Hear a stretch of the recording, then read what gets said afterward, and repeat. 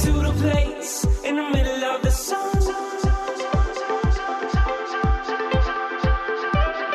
And we'll sing this song, sing it one by one. Hey, Love Tribe.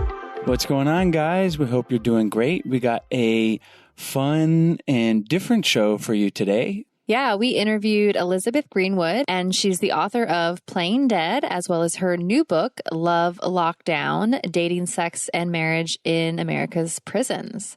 And that is exactly what we talk about today. Yeah, and her work has appeared in the New York Times, San Francisco Chronicle, Vice, Oprah Magazine, GQ, and many others. And she's an investigative journalist and a writer, and she spent 5 years following 5 couples in the prison system who are in relationships. Some of them got married. She actually attended a wedding in a maximum security prison. And we talk about the unique challenges of those relationships and what we can learn from them. Maybe some of you listening are incarcerated, but most of you are likely not.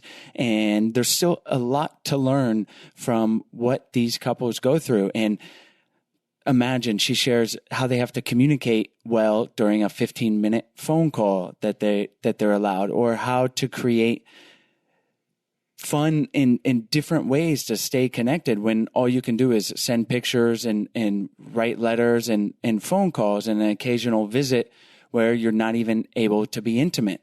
So it can spur creativity that we can bring into our lives. And I think most important, it makes you really appreciate that you can be in person with your partner and hold their hand and give them a kiss and, say, I love you really whenever you want. So it makes you feel really appreciated of your partner. And as always, thank you guys so much for listening to the show and for sharing with your friends and family and for checking out our website, idpodcast.com. We have tons of free resources on there, free guides, over 300 episodes, as well as the link to our online course, Spark My Relationship, where you can get $100 off for our listeners. So we hope you guys check it out and enjoy today's show. Today's episode is brought to you by our online course, Spark My Relationship. Do you guys want to create more passion, improve your communication, and build a stronger, more intimate connection with your partner in less than 90 days? Yes, sign me up. Then you guys need to check out our online course, Spark My Relationship. It is an online course, like I mentioned, that we created with over 15 therapists and psychologists to bring you guys the strategies marriage therapists teach their clients. We talk about it on the show. Relationships take work. Sometimes they function pretty easily and you coast along, but we've found the reality is you have to do work sometimes and to make them better, to change them so that they're more satisfying for both partners. And you've made it here. You've made it to listening to our show. So you guys probably already know that a little bit, but what you might not know are the specific tools and exercises that you need to create those lasting and positive improvements in your relationship. And like Chase said, change does not happen on its own. It takes hard work. And that's why we created the course. Spark My Relationship is designed to infuse your life and relationship with fresh passion, skills, and wisdom. And it's a self-paced journey that's perfect for turning up the heat, having some fun together, and revolutionizing your intimacy and communication.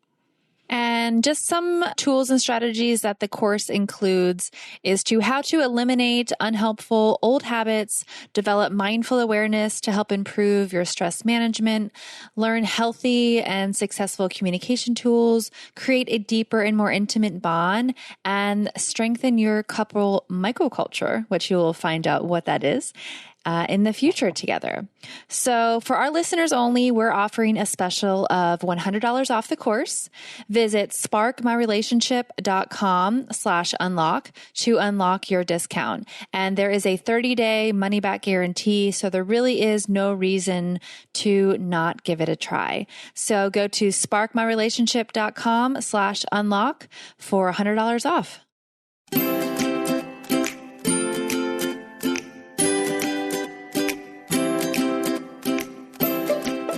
Elizabeth, thank you so much for joining us on the show today. Thanks so much for having me. We're really excited to talk to you obviously, or maybe not so obviously, you were the first guest to come on as a journalist and author and share with our audience about your book, Love Lockdown, and about love and marriage and relationships in the prison system of the United States. And we saw this book and this topic and thought it was super interesting and a great way to provide insight, some empathy and perspective on our own relationships. Probably most people listening to this are not incarcerated, but maybe we have listeners out there who are. And so, but I can be pretty sure that most are not. But there's a lot of value in understanding this kind of whole side of society, really, and how they live and through the lens of their relationships, obviously, as it relates to our podcast. So let's start by having you tell our listeners about what prompted you to do this investigative work and write a book, and a little bit about your experience doing it.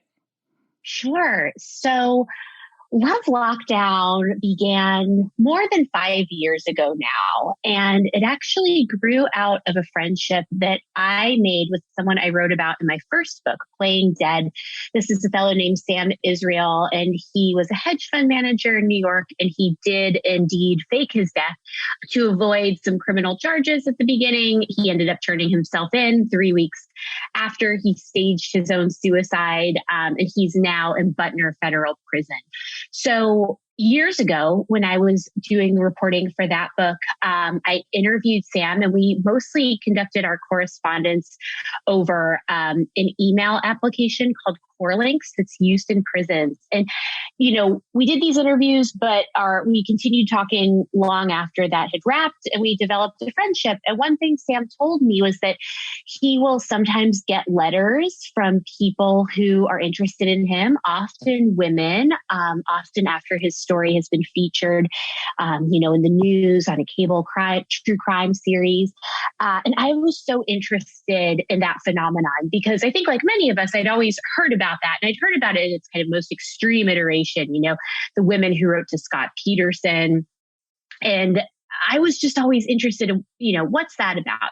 So I started poking around this topic, and I got linked up with a really interesting organization called Strong Prison Wives and Families. And they are a nonprofit of 60,000 members worldwide, all of whom are supporting a loved one who's incarcerated. And these are, real people. These aren't prison groupies writing famous serial killers.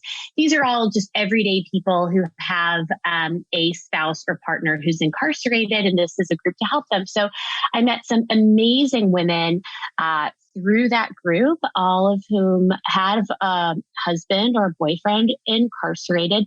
And I was really kind of off to the races once I met some of these members who have very nuanced and particular backgrounds and experiences. And I just really wanted to know, why would someone pursue someone in prison? All 5 couples I trace in my book met while incarcerated, meaning that they did not know each other prior to prison. So they met via a pen pal website or volunteering through prison ministry. Often they weren't looking for anything, and, cut to 12 months later and they're walking down the prison aisle. So my book traces the ups and downs of those 5 couples. So let's start with, why were they drawn to people that were incarcerated, or how did it happen? Often it happened through a kind of like divine providence, people would describe it to me as. For example, the main couple I follow in my book, Joe and Ben Reed.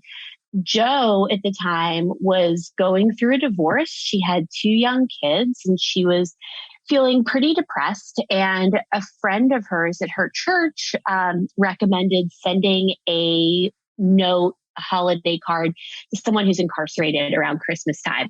The holidays notoriously are very difficult for people who are in prison and separated from their families. So she logged on to a pen pal website. There are a bunch that exist. Some are more explicitly for dating than others. This was a more platonic one.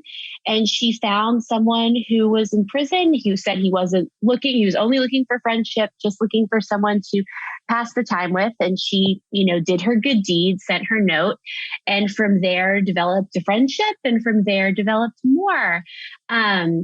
Another couple I write about, Sheila Rule and Joe Robinson. She was volunteering for her church's prison ministry, answering the letters that would come in, and a similar thing. Just started writing with someone and, really kind of landed on something that was very deep and profound, and, ended up marrying this man. So it happens in these kind of, not super obvious ways. I think that everyone that I chose to spoke with was not, seeking out necessarily something romantic in prison and in a prisoner. And yet that's what they found. When you said walking down the prison aisle, is that like actually in prisons people are getting like married, or is that just... Yeah, I did attend Joe and Ben's wedding in a maximum security prison. So they do happen. In certain states, you can get married by proxy, so kind of via paperwork. But in many prisons, in non-COVID times, of course, weddings do happen. So at this particular prison wedding I attended, this was at Oregon State Penitentiary. And at this facility, twice a year, they will cancel regular visiting hours and they will have weddings. You have to bring in your own officiant. Prison chaplains do not do these weddings. So, we showed up the morning of the wedding, and in the lobby at the prison, there's half a dozen brides to be kind of milling around waiting for their ceremony. And we went through security and went into the visiting room, which the prisoners had transformed into a wedding chapel. There was like an archway and a kind of makeshift aisle they had put down on the floor. And yet each person got their, 10-ish minute ceremony with their loved one. It was really interesting. So outside of the obvious fact that these people are separated physically for most of their lives, what are some of the challenges that they're facing as couples that can kind of relate to what a lot of couples might be facing? And then obviously we can layer in the unique challenges too. It'd be interesting to hear about that. Sure. I think communication, the challenges and real profundity of communication in a prison relationship, it's kind of what we experience out in the world, but amplified. So as you say, many of these couples do not ever get to experience real privacy with their partner. Conjugal visits exist in only 4 states, and they don't happen in every facility in those states. So, the most you might get in terms of physical intimacy with your loved one is being at a visit where you can get a kiss and a hug at the beginning and, like a closed mouth kiss, right? Like a pet, and hold hands during a visit. And that's really it. So because of that separation, the role of communication in these relationships is huge. And what does that mean? People in prison generally get, several opportunities a day to use the phone, and those phone calls last only 15 minutes, and they come at a pretty significant cost for most people. They're collect phone calls. So I heard so many couples say to me, like, well, we've learned to fight in 15-minute increments, just to kind of like meet those standards and protocols.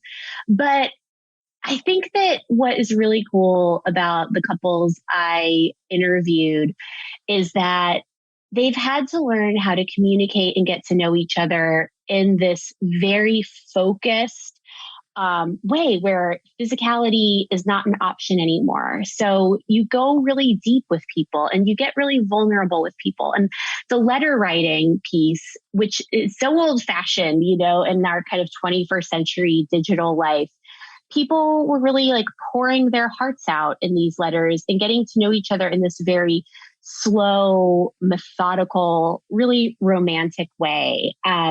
So that was really interesting. And then because of, again, these separations and challenges, the couples I interviewed were forced to become very innovative and very creative in the way they express their love and admiration for each other.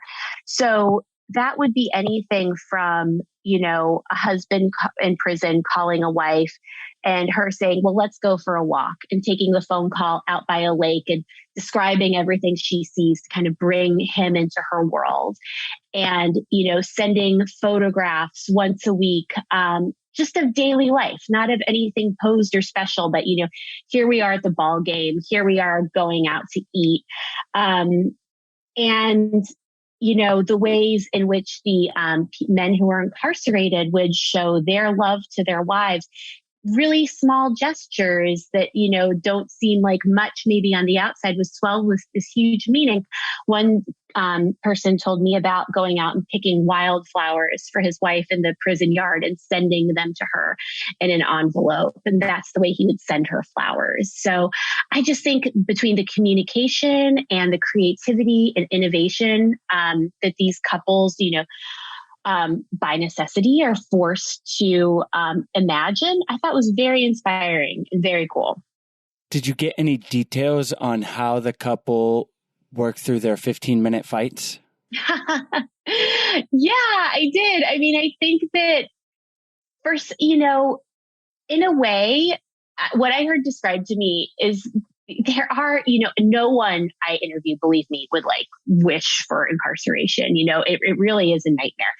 However, there are some things kind of built in that do have, a kind of appeal. So for example, like when you're fighting with your husband at wife or wife at home, and especially in the quarantine and everything, like there was no escaping them. You could go into separate rooms, but you could still hear them breathing or doing whatever it was that was irritating you. So, people really said, we have that 15-minute phone call, but then we can hang up and we can process and we can kind of be on our own and be with those feelings and reflect and have some space to do that, and then come back to each other, whether it's via writing an email or sending a message or getting back on that phone call to talk about it. So, I think that the time and space afforded these couples both has its huge, obvious drawbacks, but also some very subtle benefits too. Is there one thing that you found like the most inspiring that you took away and maybe put into your relationship, or that you would recommend like our listeners try? Certainly. I will never forget being out to eat with an incredible woman, Regina, whose husband was in prison serving a pretty long sentence. And, we were just out to eat, and I was asking her about her relationship and her marriage. And I noticed, was kind of distracted by another couple at the restaurant. And when we left, she said, "Did you see them?" I said, "Oh, no. What do you mean?" She said, "They were both on their phones the whole time. They were out to eat and getting to spend time with each other, but were completely ignoring one another, both kind of just wrapped up in doing whatever."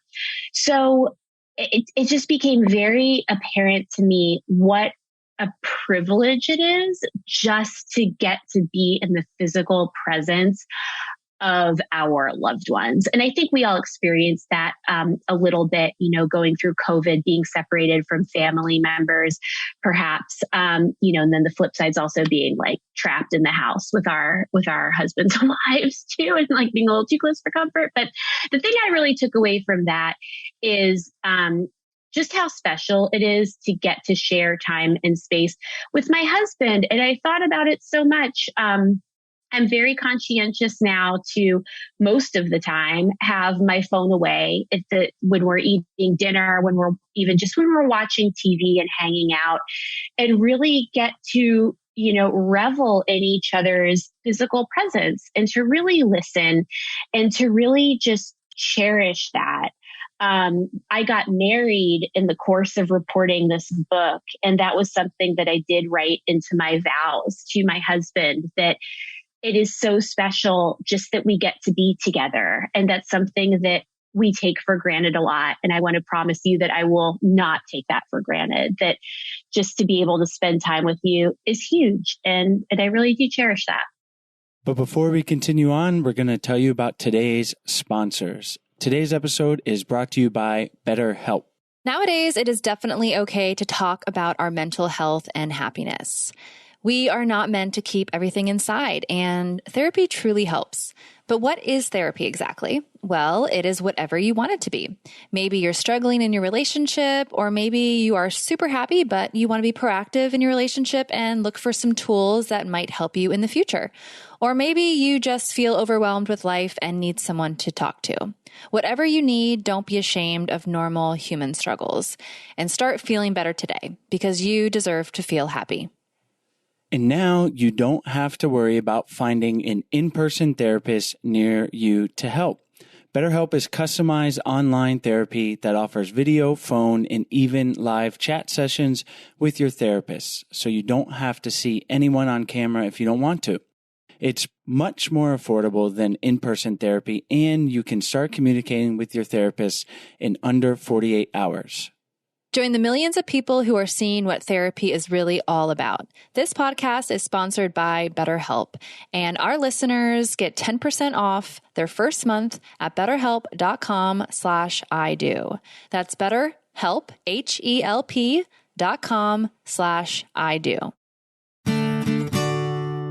It's super valuable, and I'm thinking of Stoic philosophy where they have, memento mori, which is like the reminder of death, that it's impermanent. And so in a way, it's like not taking anything in our life for granted, but certainly not our partner, in that they could be gone or they could be locked up. And that will force us, if we have to always remind ourselves that, and it'll force us to pay more attention and really be present in those moments.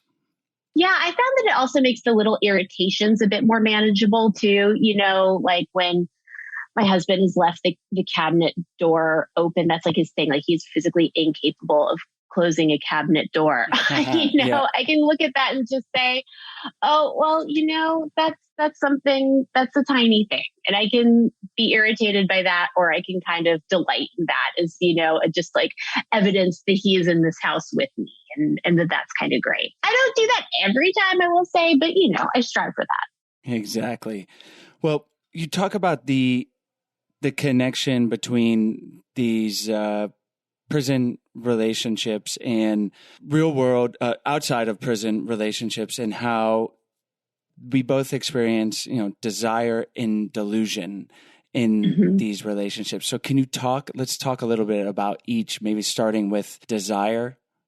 Sure. I think that the desire piece, when it comes to prison relationships, there is something, very romantic about this separation, right? Like that it just really is this container to inspire a lot of longing. And, I think the flip side of that, when you talk about delusion, is that there's also a lot of room for projection, because, like many of the couples I profiled, Joe and Ben, for example, they lived on opposite sides of the country. So they would get to spend time physically together, twice a year.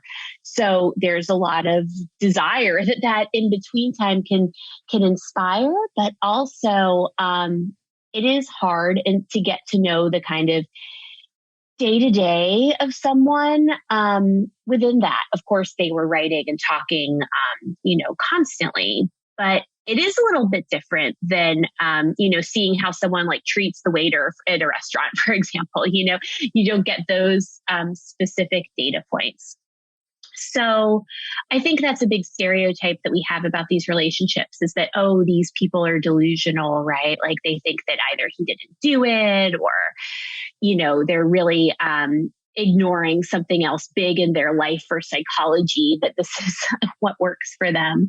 But most of the people I met and interviewed were so reflective and so introspective that they had really asked themselves those questions. And the thing about having a relationship with someone in prison where all of your communication, all of your interaction is mediated, and you have to follow very specific rules and protocols to just be able to have that interaction, you have to be so deliberate at every turn. You're constantly getting a stumbling block of saying, okay, well, now you have to do X, Y, and Z, where you have to ask yourself, do I want to do that? Do I want to do that badly enough to see this person? So in that way, they're not delusional at all. They're much more deliberate than a lot of our relationships on the outside can be, where, it's a thing of kind of going through the motions and, just being on autopilot.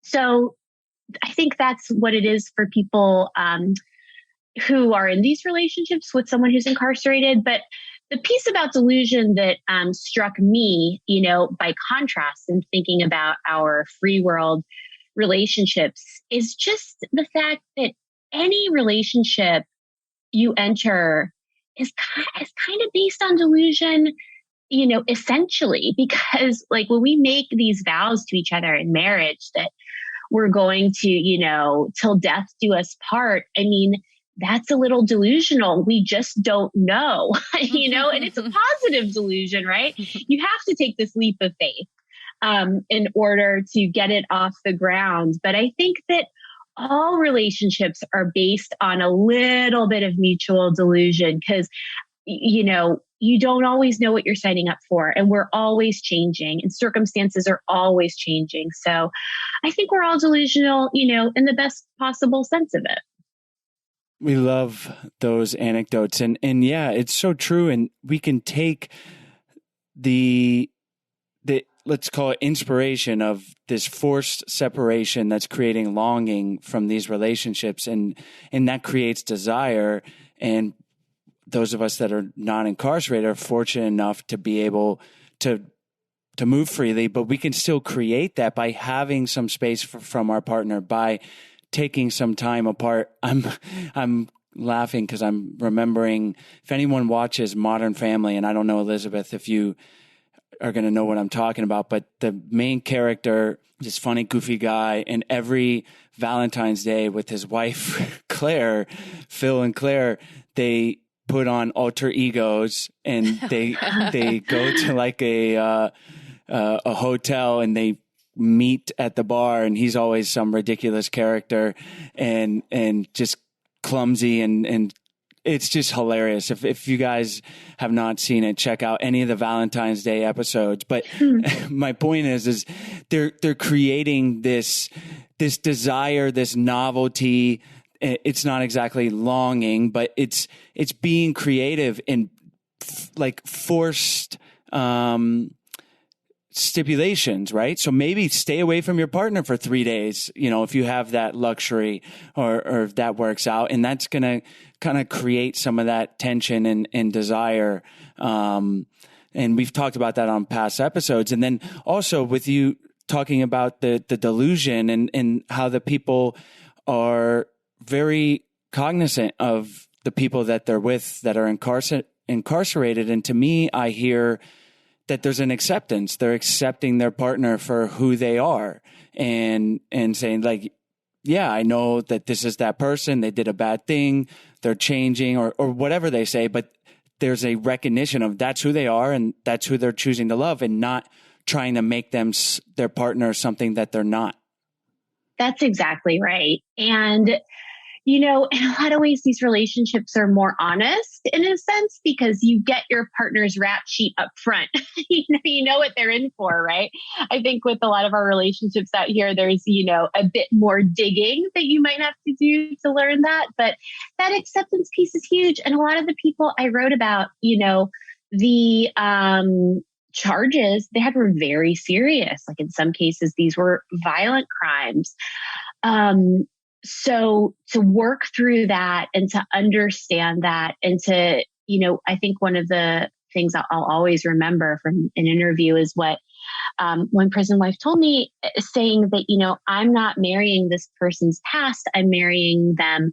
I'm marrying who they are today. And I think that that's something we can all take. It's so easy in a marriage to let resentments fester. But to just try to love our partner as they are today, as these imperfect people that are, we're usually just trying our best. That was also very inspiring to me.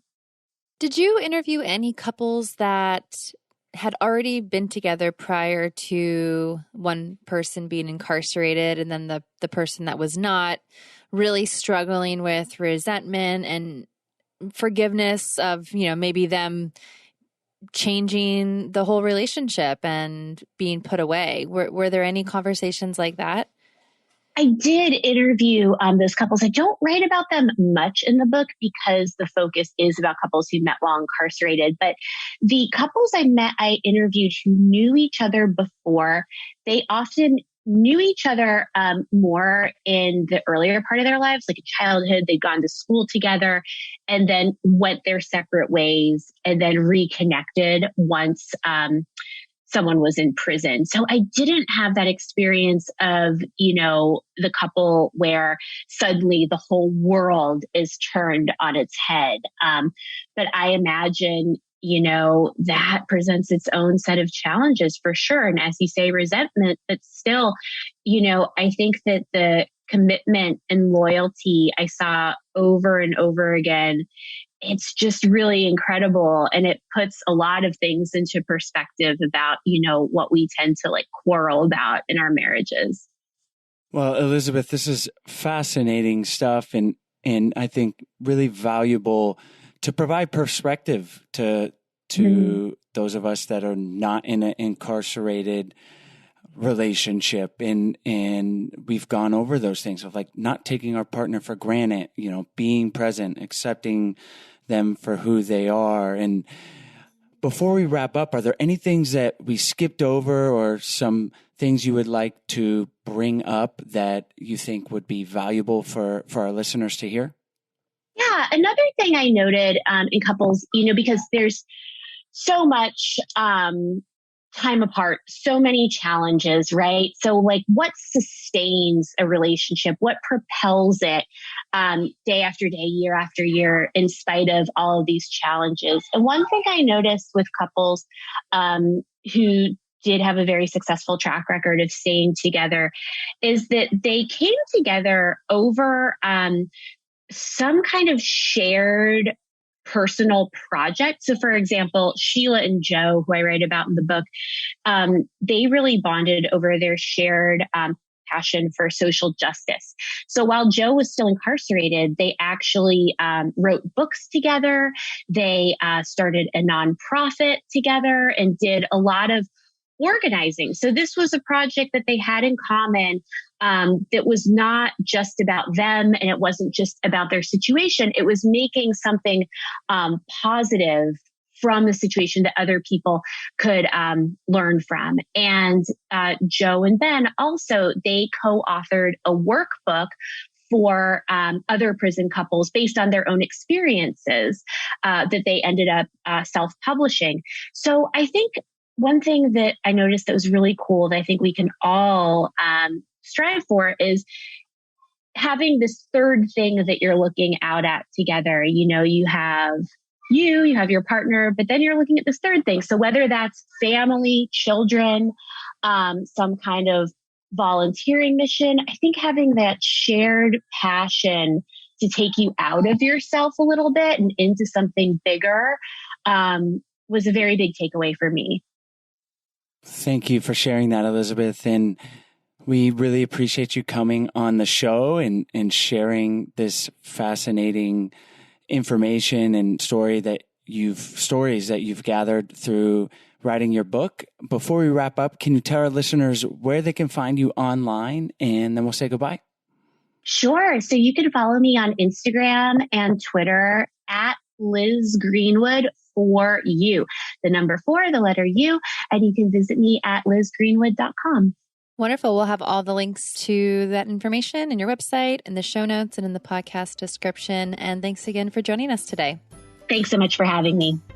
Thanks so much for tuning in to today's show, guys. As always, the links will be in the podcast description as well as on the show notes on our website at idopodcast.com. And while you're on our website, we hope you guys check out our free 14-day Happy Couple Challenge. It's a challenge where we send you a daily email for 14 days with easy, doable challenges to help strengthen and improve your relationship. And it's honestly just a whole lot of fun to do with your partner. It's something new, and we think you guys will really enjoy it. So check it out. And while you're on the website, there are tons of free resources as well as more information about our online course, Spark My Relationship, where our listeners can get $100 off. So check that out. You can go directly to the course website at sparkmyrelationship.com/unlock, and that's where you can get the $100 off. So thank you guys for tuning in, and we'll see you next week.